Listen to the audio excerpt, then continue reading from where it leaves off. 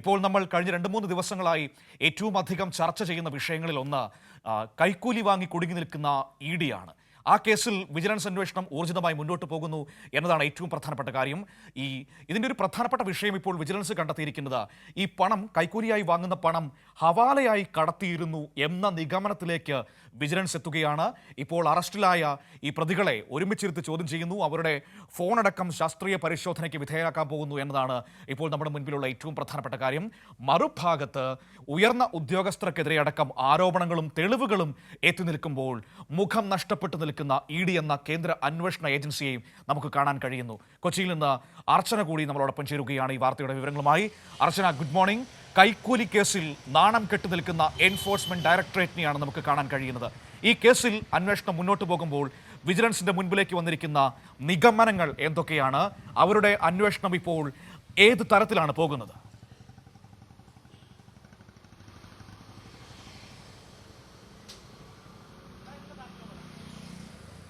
മനോ, തീർച്ചയായും enforcement directorate ഇപ്പോൾ സംശയത്തിന്റെ നിഴലിലാണ്. അതിനിടെയാണ് ഇപ്പോൾ ഈ കേസിൽ നിർണായക വിവരങ്ങൾ പുറത്തു വരുന്നത്. പ്രധാനമായും ഈ 4ാം പ്രതിയായ ചാർട്ടേഡ് അക്കൗണ്ട് രഞ്ജിത്ത് വാര്യറാണ് ഇതിൽ മുഖ്യ കണ്ണി എന്നാണ് വിജിലൻസിന്റെ അന്വേഷണത്തിൽ ഇതുവരെ വ്യക്തമാകുന്നത്. അതിൽ പ്രധാനമായും ഈ ആളുകളുമായി ബന്ധപ്പെട്ട്, അതായത് ഇ ഉദ്യോഗസ്ഥരുമായി രഞ്ജിത്ത് വാര്യർക്ക് അടുത്ത ബന്ധമാണ്. ഈ ബന്ധം ഉപയോഗിച്ച് പല വിവരങ്ങളും ഇത്തരത്തിൽ ഇ ഓഫീസിൽ നിന്നും രഞ്ജിത്ത് വാങ്ങുകയും അത് മറ്റ് ഏജന്റുമാർക്ക് കൈമാറുകയും ചെയ്തിട്ടുണ്ട്. അങ്ങനെ മുഖ്യ കണ്ണിയായി രഞ്ജിത്ത് പ്രവർത്തിച്ചിട്ടുണ്ട്. ഇതിൻ്റെ സൂത്രധാരൻ രഞ്ജിത്താണെന്നുള്ളൊരു നിഗമനത്തിലേക്കാണ് ഇപ്പോൾ വിജിലൻസ് എത്തിയിരിക്കുന്നത്. അതിൽ പ്രധാനമായും കഴിഞ്ഞ ദിവസം അദ്ദേഹത്തിൻ്റെ കൊച്ചിയിലെ ഫ്ളാറ്റിലും ഒപ്പം ഓഫീസിലും പരിശോധന നടത്തിയിരുന്നു. ഈ പരിശോധനയിൽ നിർണായകമായ വിവരങ്ങൾ വിജിലൻസ് ലഭിച്ചിട്ടുണ്ട്. അതിൽ പ്രധാനമായും ഇ സൂക്ഷിക്കേണ്ട പല രേഖകളും രഞ്ജിത്തിൻ്റെ വീട്ടിൽ നിന്ന് കണ്ടെത്തിയിട്ടുണ്ട്. ഇതുകൂടാതെ പലരുടെയും 30ഓളം വരുന്ന ആളുകളുടെ ഈ സാമ്പത്തിക ക്രമക്കേടിൽ കേസിൽ ഉൾപ്പെട്ട ആളുകളുടെ വിവരങ്ങൾ ഇതിൽ നിന്നും ഓഫീസിൽ നിന്നും കണ്ടെത്തിയിട്ടുണ്ട്. ഇത്തരം രേഖകൾ പ്രധാനമായും ഇവിടെ നിന്നും ശേഖരിച്ചിട്ടുണ്ട്. ഇതുകൂടാതെ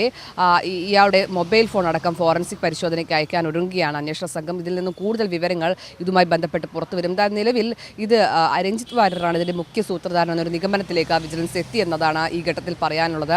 മാത്രമല്ല, ഈ മുകേഷ് കേസിലെ 3ാം പ്രതിയാണ്, രാജസ്ഥാൻ സ്വദേശിയാണ്. ഇയാൾ ഹവാല ഇടപാടിൻ്റെ മുഖ്യ കണ്ണിയാണെന്ന് അന്വേഷണ സംഘം വ്യക്തമാക്കുന്നുണ്ട്. അതിൽ പ്രധാനമായും ഇത്തരത്തിൽ ഈ പണം ഹവാലയായി കടത്തി, അതായത് തട്ടിപ്പിലൂടെ ലഭിച്ച പണം ഹവാലയായി കടത്തിയെന്നാണ് അന്വേഷണ സംഘം വ്യക്തമാക്കുന്നത്. ഇത് സംബന്ധിച്ചും പോലീസ് വിജിലൻസ് പരിശോധിക്കുകയാണ്. അങ്ങനെ ഈ ഘട്ടത്തിൽ കേസുമായി ബന്ധപ്പെട്ട നിർണായക വിവരങ്ങൾ പുറത്തു വരികയാണ്. ഇതുകൂടാതെ 3 പ്രതികളെയും ഒരുമിച്ചിരുത്തി ചോദ്യം ചെയ്യാൻ ഒരുങ്ങുകയാണ് വിജിലൻസ്. ഇതിൽ നിന്നും കൂടുതൽ വിവരങ്ങൾ പുറത്തു വരുമെന്നതാണ് ധാരണ. മാത്രമല്ല, 1ാം പ്രതിയായ ഈ അസിസ്റ്റന്റ് ഡയറക്ടർ ഉദ്യോഗസ്ഥൻ, അതായത് ഇ ഉദ്യോഗസ്ഥനെ കൂടുതൽ ചോദ്യം ചെയ്യാനാണ് പോലീസിന്റെ നീക്കം. അതിനുശേഷം കൂടുതൽ ഡിജിറ്റൽ തെളിവുകൾ അടക്കം ശേഖരിക്കും. ശേഷമായിരിക്കും ഇയാളെ ചോദ്യം ചെയ്യാനായി വിളിപ്പിക്കുക. നിലവിൽ അയാളുടെ അറസ്റ്റ് ഇതുവരെ രേഖപ്പെടുത്തിയിട്ടില്ല. അത്തരം നടപടികളെല്ലാം ചെറിയ കണ്ണികൾ മാത്രമാണ്. ഇടനിലക്കാരായ വിൽസൺ, മുരളി, മുകേഷ്, അതുപോലെ തന്നെ ഇതിന് ചുക്കാൻ പിടിച്ച രഞ്ജിത്ത് എന്ന് പറയുന്നവരാണ് പിടിയിലായിരിക്കുന്നത്. പക്ഷേ അതിനപ്പുറത്തേക്ക് ഇതിൽ ആരോപണ വിധേയരായിരിക്കുന്ന, തെളിവുകൾ സഹിതം കാര്യങ്ങൾ ബോധ്യപ്പെട്ടിരിക്കുന്ന അസിസ്റ്റന്റ് ഡയറക്ടറുണ്ട്. ഒപ്പം തന്നെ ഇന്നലെ പരാതിക്കാരൻ അനീഷ് ബാബു പറഞ്ഞ അഡീഷണൽ ഡയറക്ടറുണ്ട്. അപ്പോൾ ആ ഉയർന്ന ഉദ്യോഗസ്ഥരിലേക്കൊക്കെ അന്വേഷണം നീളുമ്പോൾ അവരെ ചോദ്യം ചെയ്യാനും വിളിച്ചു വരുത്താനും മറ്റുമുള്ള നടപടികൾ എങ്ങനെയാണ്? കാരണം ഇത് ഒന്ന് കേന്ദ്ര അന്വേഷണ ഏജൻസിയാണ്, മറ്റൊന്ന് അന്വേഷണം നടത്തുന്ന സംസ്ഥാന ഏജൻസിയാണ്. അപ്പോൾ അതിൻ്റെ ഒരു പ്രശ്നം കൂടി ഉണ്ടല്ലോ.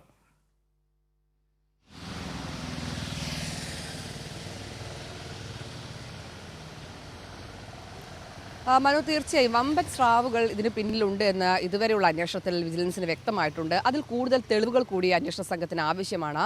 അതാണ് പ്രധാനമായും ഈ ഡിജിറ്റൽ തെളിവുകളായിരിക്കും ഈ അന്വേഷണത്തിൽ ഏറ്റവും നിർണായകമാകുക. ഇതിൽ രഞ്ജിത്ത് വാര്യരുടെ ഫോൺ അതൊരു നിർണായക വിവരമായിരിക്കും. കാരണം രഞ്ജിത്തിന് ഇ ഉദ്യോഗസ്ഥരുമായി അടുത്ത ബന്ധമുണ്ട്. ഈ 1ാം പ്രതിയായ അസിസ്റ്റന്റ് ഡയറക്ടറുമായി ഈ രഞ്ജിത്ത് വാര്യർക്ക് അടുത്ത ബന്ധമുണ്ട്. ഇയാൾ പല വിവരങ്ങളും ചോർത്തി നൽകിയിട്ടുണ്ട് എന്നടക്കമുള്ള നിഗമനത്തിലേക്ക് അന്വേഷണ സംഘം എത്തുന്നുണ്ട്. അതുകൊണ്ട് തന്നെ ഈ ഡിജിറ്റൽ തെളിവുകൾ നിർണായകമാകും. മാത്രമല്ല, ഇവരുടെ ചോദ്യം ചെയ്യൽ അത് വിശദമായി തന്നെ തുടരുകയാണ്. അതിനിയും ഈ 3 പേരെയും ഒരുമിച്ചിരുത്തിയുള്ള ചോദ്യം ചെയ്യലടക്കം ഉണ്ടാകും. എന്തായാലും കൂടുതൽ ഉദ്യോഗസ്ഥർക്ക് ഇതിൽ പങ്കുണ്ട് എന്നൊരു തരത്തിലേക്ക് കാര്യങ്ങൾ നീങ്ങുകയാണ്. ഇതിൽ ഏറ്റവും പ്രധാനപ്പെട്ട ഒരു ഘടകം എന്ന് പറയുന്നത് ഇത്തരത്തിൽ കള്ളപ്പണവും മറ്റ് ക്രമക്കേടുകളെല്ലാം ഉണ്ടാകുമ്പോൾ അന്വേഷിക്കുന്ന ഉദ്യോഗസ്ഥരാണ് ഇതിന് പിന്നിൽ ഉണ്ടാകുന്നതെന്നാണ് അതിൽ ഏറ്റവും പ്രധാനപ്പെട്ടത്. മാത്രമല്ല, ഈ പരാതിക്കാരനായ അനീഷ് ഇന്നലെ ഒരാളുടെ പേര് കൂടി പറയുകയുണ്ടായി. ഈ ഡെപ്യൂട്ടി ഡയറക്ടർ, അയാൾ ഇത്തരത്തിൽ വിനോദ് എന്നാണ് അദ്ദേഹത്തിൻ്റെ പേര്. അയാൾ തന്നെ ഭീഷണിപ്പെടുത്തി ഈ സമൻസ് അയച്ച് അവിടെ എത്തിയപ്പോൾ ഭീഷണിപ്പെടുത്തുകയും ഇത്തരത്തിൽ തന്നോട് തറയിലിരിക്കാൻ പറഞ്ഞെന്നുള്ള ആരോപണങ്ങളെല്ലാം തന്നെ ഉന്നയിച്ചിട്ടുണ്ട്. അതിൻ്റെ അടിസ്ഥാനത്തിൽ അത്തരത്തിലുള്ള അന്വേഷണം കൂടി മുന്നോട്ട് പോവുകയാണ്. കാരണം കൂടുതൽ ED ഉദ്യോഗസ്ഥർ ഇതിന് പിന്നിലുണ്ട് എന്ന് വ്യക്തമാകുകയാണ് ഇതുവരെയുള്ള അന്വേഷണത്തിൽ. അതുകൊണ്ട് തന്നെ അത്തരം കാര്യങ്ങൾ കേന്ദ്രീകരിച്ചാണ് ഇനി അന്വേഷണം നടക്കുക. പ്രധാനമായും ഇവരെല്ലാം തന്നെ പ്രധാനപ്പെട്ട ഏറ്റവും ഗൗരവതരമായ ഒരു കാര്യം ഇപ്പോൾ കേൾക്കാൻ കഴിഞ്ഞത് ED ഓഫീസിലെ പല രേഖകളും ഈ രഞ്ജിത്തിന്റെ വീട്ടിൽ നിന്ന് കണ്ടെടുത്തു എന്നതാണ്. അതായത് നമുക്ക് ഒരു കേന്ദ്ര അന്വേഷണ ഏജൻസി, ഏറ്റവും പ്രധാനപ്പെട്ട അന്വേഷണ ഏജൻസിയാണ് ED എന്ന് പറയുന്നത്. കേന്ദ്രമന്ത്രി ഏത് രീതിയിൽ ഉപയോഗിക്കുന്നു എന്ന രാഷ്ട്രീയ വിഷയം വേറെ നിൽക്കുന്നു. ആ അന്വേഷണ ഏജൻസിയുടെ രേഖകൾ ഈ രഞ്ജിത്തിന്റെ വീട്ടിൽ നിന്ന് കണ്ടെടുത്തു എന്ന് പറയുമ്പോൾ ഈ കൊള്ളസംഘം എന്ന് തന്നെ പറയണം, അതുമായിട്ട് ഇവർക്കുള്ള ബന്ധം എത്രമാത്രം അടുത്തതാണ്, എന്ത് സുരക്ഷയും എന്ത് രഹസ്യാത്മകതയുമാണ് ഈ സംവിധാനങ്ങൾക്കൊക്കെ ഉള്ളത്?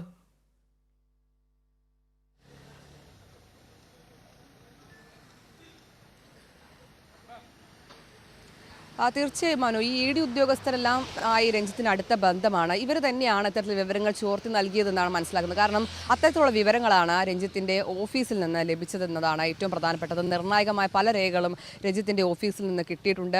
ഡയറിയിൽ പലരുടെയും പേരുകൾ ഇത്തരത്തിൽ ചേർത്ത് വെച്ചത് കണ്ടിട്ടുണ്ട് എന്നാണ് അന്വേഷണ സംഘം വ്യക്തമാക്കുന്നത്. കൂടാതെ ഈ കേസുമായി ബന്ധപ്പെട്ട്, അതായത് സാമ്പത്തിക ക്രമക്കേടിൽ ഇതുവരെയുള്ള ആളുകളുടെ പേരുകളടക്കം ഈ രഞ്ജിത്ത് വാര്യരുടെ കൈപ്പക്കലുണ്ട്. ഇതെല്ലാം തന്നെ ഇത്തരത്തിൽ ചോർത്തി നൽകിയത് രഞ്ജിത്താണ്. അതുകൊണ്ട് തന്നെ കേസിൽ മുഖ്യ സൂത്രധാരൻ രഞ്ജിത്ത് എന്നൊരു നിഗമനത്തിലേക്ക് അന്വേഷണ സംഘം എത്തുകയാണ്. ഇതുകൂടാതെ തന്നെ ഇയാളുടെ ഫോൺ ഡിജിറ്റൽ തെളിവിനായി അയച്ചിട്ടുണ്ട്. അതാണ് ഏറ്റവും നിർണായകമാകുക എന്നാണ് ഈ കേസിൽ നമ്മൾ മനസ്സിലാക്കുന്നത്. ഇതുകൂടാതെ തന്നെ ഇയാൾക്ക് നിരവധിയായ രാഷ്ട്രീയ ബന്ധങ്ങളുണ്ട്, സിനിമാ മേഖലയിലെ ബന്ധങ്ങളുണ്ട്. ഇതെല്ലാം തന്നെ ഇത്തരത്തിൽ തട്ടിപ്പിനായി ഉപയോഗിച്ചിട്ടുണ്ട് എന്നാണ് വ്യക്തമാകുന്നത്.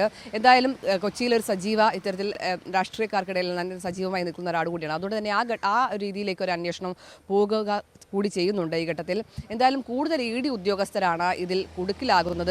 EDയെ കൂടുതൽ കുരുക്കിലേക്ക് കൊണ്ടുപോകുന്ന തരത്തിലാണ് പുതിയ മൊഴികളും ഒപ്പം വിവരങ്ങളും പുറത്തു വരുന്നത്. ഇനി എന്തായാലും ഏറ്റവും പ്രധാനമായും ഈ ഒന്നാം പ്രതിയെ ചോദ്യം ചെയ്യുക, എന്താണ് ED ഉദ്യോഗസ്ഥനെ ചോദ്യം ചെയ്യുക എന്നാണ് അന്വേഷണ സംഘത്തിന്റെ നീക്കം. കാരണം അയാളിൽ നിന്ന് കൂടുതൽ വിവരങ്ങൾ അറിയാനുണ്ട്. ഇത്തരത്തിൽ എന്തെങ്കിലും തരത്തിൽ പണം വാങ്ങിയതായോ അല്ലെങ്കിൽ മറ്റ് എന്തെങ്കിലും ഇടപാട് നടത്തിയതായോ കണ്ടെത്തിയിട്ടുണ്ടെങ്കിൽ തീർച്ചയായും അയാളെ പ്രതിയാക്കി ഇത്തരത്തിൽ അറസ്റ്റ് ചെയ്യാനുള്ള നടപടികളിലേക്ക് സംഘം കടക്കും. ഇതുവരെ അദ്ദേഹത്തിന്റെ അറസ്റ്റ് രേഖപ്പെടുത്തിയിട്ടില്ല. അതിൽ പ്രധാനമായും ഈ തെളിവടക്കം ശേഖരിക്കുന്നതുമായി ബന്ധപ്പെട്ട മുന്നോട്ട് പോക്കാണ് അതിൽ ഇപ്പോൾ തടസ്സമായി നിൽക്കുന്നത്. എന്തായാലും ഡിജിറ്റൽ തെളിവുകളാണ് ഇനി ഇതിൽ എന്തായാലും നിർണായകമാകുക.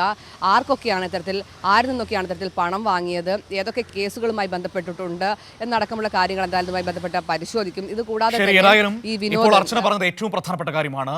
അന്വേഷണ സംഘത്തിന്റെ അടുത്ത നടപടി എന്ന് പറയുന്നത് ഇതിൽ ആരോപണ വിധേയരായി നിൽക്കുന്ന EDയുടെ മുതിർന്ന ഉദ്യോഗസ്ഥരെ ചോദ്യം ചെയ്യുക എന്നത് തന്നെയാണ്. പരമാവധി തെളിവുകൾ ശേഖരിക്കുകയാണ് ഇപ്പോൾ അന്വേഷണ സംഘം ചെയ്തുകൊണ്ടിരിക്കുന്നത്. കാര്യം നമുക്കറിയാം, മറുഭാഗത്ത് നിൽക്കുന്നത് EDയാണ്, കേന്ദ്ര സർക്കാർ വളരെ പ്രധാനപ്പെട്ട അന്വേഷണ ഏജൻസിയാണ്. അതിന്റെ മുതിർന്ന ഉദ്യോഗസ്ഥരാണ് ഇപ്പോൾ ആരോപണ വിധേയരായി നിൽക്കുന്നത്. അതുകൊണ്ട് തന്നെ അവരെ ചോദ്യം ചെയ്യാൻ വിളിക്കുക എന്ന് പറയുമ്പോൾ എല്ലാ തെളിവുകളും ശേഖരിച്ച് പഴുതടച്ചതിന് ശേഷം മാത്രമായിരിക്കണം. ആ രീതിയിൽ തന്നെയാണ് വിജിലൻസിന്റെ അന്വേഷണ സംഘം മുന്നോട്ട് പോകുന്നത്. അവർ ഡിജിറ്റൽ തെളിവുകളടക്കം ശേഖരിച്ചുകൊണ്ടിരിക്കുന്നു. വരും ദിവസങ്ങളിൽ ഈ പറയുന്ന മുതിർന്ന ഉദ്യോഗസ്ഥരെ ചോദ്യം ചെയ്യാൻ, മൊഴിയെടുക്കാൻ വിളിക്കുമെന്നാണ് നമുക്ക് മനസ്സിലാക്കാൻ കഴിയുന്നത്.